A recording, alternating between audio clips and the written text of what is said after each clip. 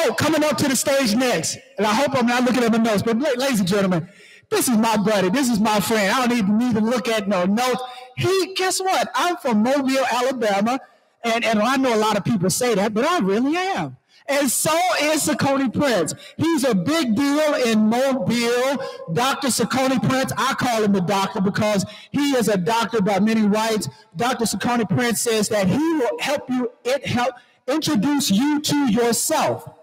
Introduce you to yourself. Not only that, but he's also into media. If you haven't seen his videos, you need to go to his Facebook page, Saucony Prince.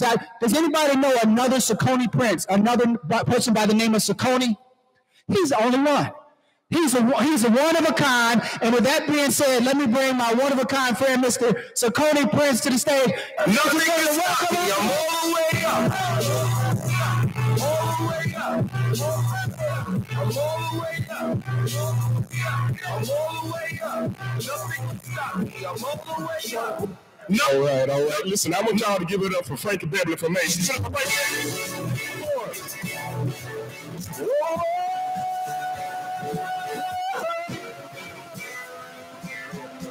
am so excited to be here today. I want to challenge everybody in this room. I want you to think about your limits. Think about them.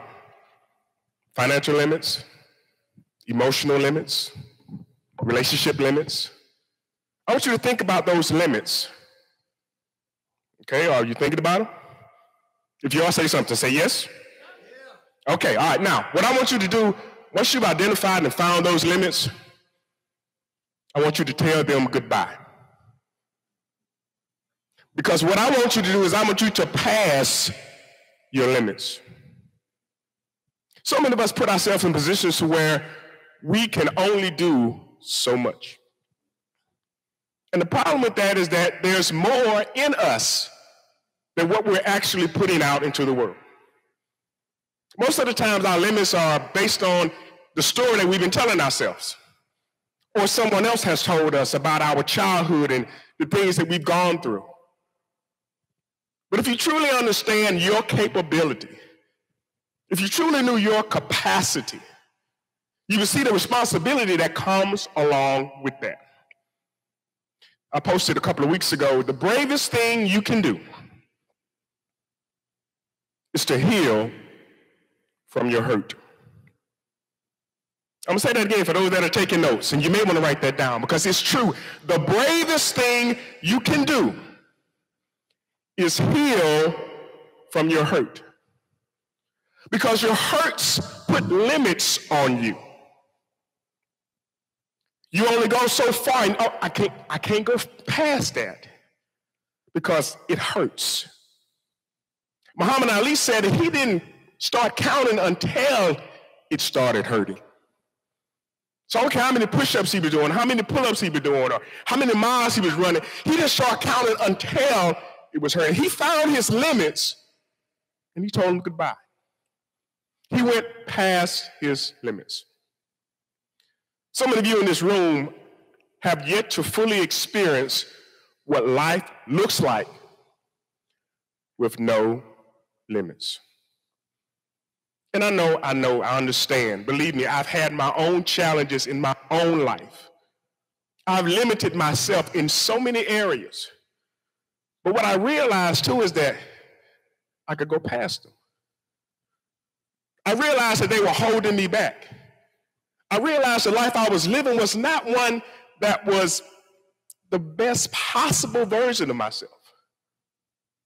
So what I had to do is I had to find my limits, and I had to tell it goodbye. Some of y'all are limited in your ability to love.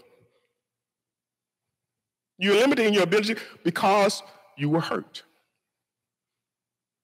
I shared a couple of months ago, if you imagine your life as being a bucket, and on the side of the bucket, there was a hole.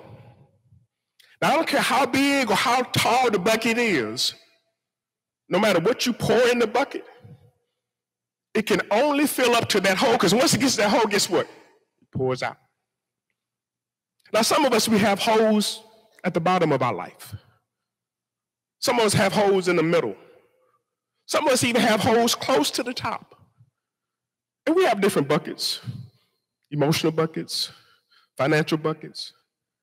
But we are limited because of the holes. The holes are what hurts. But if you ever work on plugging that hole, the capacity that the bucket could actually hold, you could actually love more. You could actually live a better life.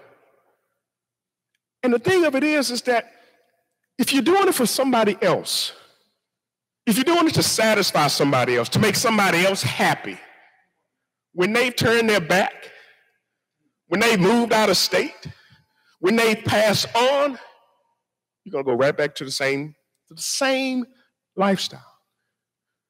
But you have to do it for yourself. I was sharing yesterday with Dr. Shea and Kevin Wilson that someone told me, and I mean, she summed this up, and I couldn't have come up with a better definition of what I do. She told me, she said, Sakoni, you don't have a gospel of salvation. She says you have a gospel of self-worth. And when she told me that, I was like, that's it. Because when you understand your worth, you don't limit what it is you can do based upon what somebody else thinks or don't think, what somebody else likes or don't like. When you are living your life because you know that you have more in you, when you're living your life because you know that you are worth more than what your checking account says, than what you're being paid on your job, when you know that you're worth more than how you're being treated in a relationship, whether it's parent to child, whether it's husband to wife, whether it's cousins, family members, aunts, uncles, when you know your self-worth, you don't limit yourself. And that's what I really want everybody to understand, that you have an amazing opportunity to impact this world. There is somebody that is waiting for you to show up. The problem is our limits, our hurts, our holes. We have holes of insecurities. What are they going to say? What are they not going to say? Are they going to clap for me? Are they going to not clap for me? Dr. Reuben West told us that, are you about the cause or are you about the applause? Because when people stop clapping, some folks go home. They throw their hand up, they peace out. But if you have a cause that's worth it, and by the way, you're worth it, you won't stop until you've achieved your maximum potential.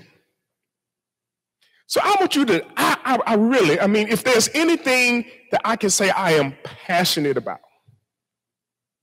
it's helping people to understand their own capability. Some people think that I actually sat with a marketing firm and paid them millions of dollars to come up with my slogan. I'm Sakoni Prince, I'm SakoniPrince.com, where we make motivation personal by introducing you to yourself. That's $1 million slogan, and I didn't pay anybody for that. God gave it to me because he helped me to understand that when you really know who you are, like my theme song, nothing can stop me. So my question to you is this: do you really know your capabilities? Do you really know your limits? Have you experienced life to the fullest? And if the answer is no, my question is why? What's holding you back? What's keeping you from going beyond where you are right now? Financially, relationships, mentally, emotionally, what's holding you back? Because if you don't address that, it's always going to drag on you. And you're wondering, why is everybody else running past me? Well, you got your luggage that you're dragging behind you. How can that person do? They graduated after I did, but how is that because they found their limits and they passed them. So And I will say this. Going back to my quote, the bravest thing you can do is heal from your hurt. It's scary. It's scary. But you wouldn't do it if it wasn't worth it. That's why you have to know I have a better life on the other side of this. I have a better life on the other side of it. And because of that, I'm willing to go through this process to get to where I know I need to be. Again, if you don't think you're worth it, I don't care. Anybody can come on this stage and say anything, and it's not going to do you any good. Because you're going to see, that's not for me. I can't do that. Why would I do that? Why would I step up? Why would I step out? Why would I show up? But if you understand your worth, if you understand the reason that your heart is beating in your chest, if you understand the impact that you can make on somebody close to you. I've told this story several times, and now it's a good time to plug this in. Several years ago, I was having a conference. It was my first conference. And whether fortunately or unfortunately, I had it less than a mile from my house. I mean, literally, it was like a 3-minute drive from my house to the hotel. And of course, evidently, I forgot something. So I had to run to the house to grab it. And my 10-year-old son, he said, "Hey, Dad, can I ride with you?" I was like, "Yeah, son, come on." And while we're in the car, I'm just thinking, I'm like, okay, I can only go home one time. I can't come back. I need to get whatever it is I'm going to get and be right back. And while I'm going over my mind, everything I need to get while I'm there, without having a conversation, without being prompted, my son, 10 years old at the time, he's 15 today, he looked at me and he said, "Dad, I'm proud of you."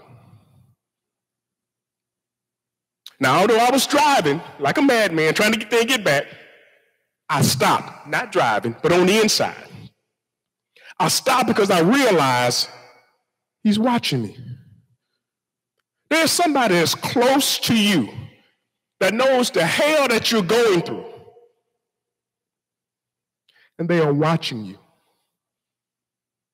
They are looking to you for inspiration. They are looking to you to help them get up.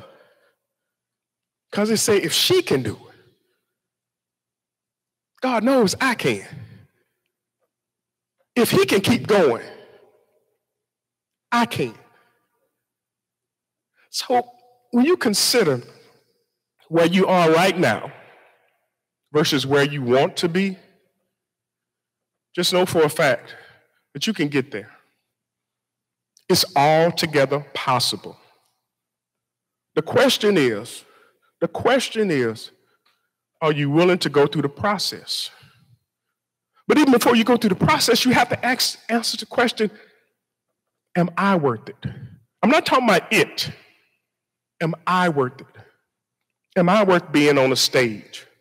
Am I worth talking to people and sharing people and making motivation personal by introducing them to yourself? Am I worth it? Because once you answer that question again, nobody can stop you. Nobody can keep you locked in. Whether there are 2 people or 200 people, you will still pour into them because you care about them. I'm going to finish with this. I was on the National Men's Prayer Call a couple of months ago. Excuse me. And we were talking about consistency. But I told him, I said, look, in fact, consistency is the second leg of a 4-leg race. They were like, man, what are you talking about? I said, well, in fact, before you can be consistent about anything, you have to be committed. Because without commitment, there is no consistency. If you show me somebody that's consistent about something, they made a commitment somewhere. They made a commitment. So before you can even talk about consistency, where's your commitment? And what are you committed to? So, okay, you got your commitment, great. Now what? It shows up in your consistency. Come hell or high water, you continue to keep going, even in spite of what it looks like, how you feel, because you're not doing it for yourself. You're doing it for somebody else. But if you stay consistent, over time, you can't help but be successful. Commitment over time gives you consistency. Consistency over time gives you success. So what does success over time give you? A legacy. A legacy. What do you become known for? Michael Jordan, cut from his high school basketball team. If he wasn't committed, his name wouldn't be synonymous with one of the greatest basketball players in history.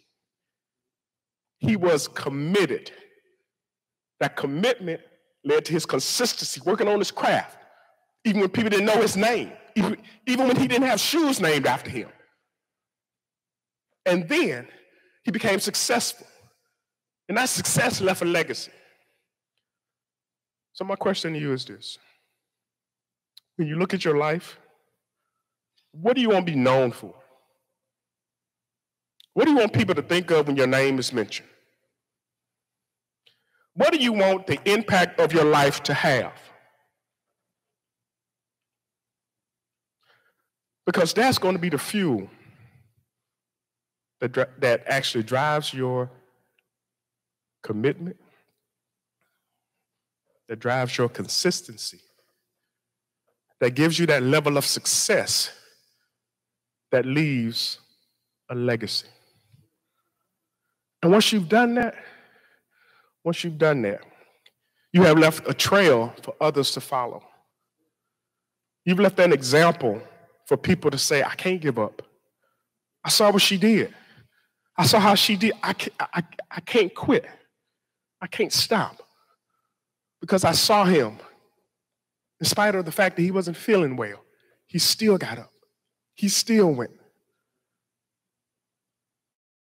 I want you to look at yourself. I want you to think about your limits. You can even hug them and embrace them. But then I want you to tell them goodbye. Because you're going to live beyond them. You're going to find new limits. And if you need some help, like Dr. Kathy Barton-Brown said, get some, please. Because the life that you're missing out on is worth every minute of it. And again, it can't just be for someone else. It has to be for you. And I know you're saying, well, Sakona, why are you getting so emotional? Because when I look out in this audience, I see people that have limits they placed on themselves. And I know where you could be if you just take them off. I know where you can be if you just let them go. I used to have a stuttering problem. I said goodbye to that. I used to have trust issues. I said goodbye to those. What are you going to say goodbye to? What are you going to say goodbye to? That's for you to determine. That's for you to make a commitment so you can be consistent, so you can have success, and you can leave a legacy. Listen, that's my time. Thank you so much, and nothing can stop you. Nothing can stop me. I'm all the way up. All the way up. I'm all the way up.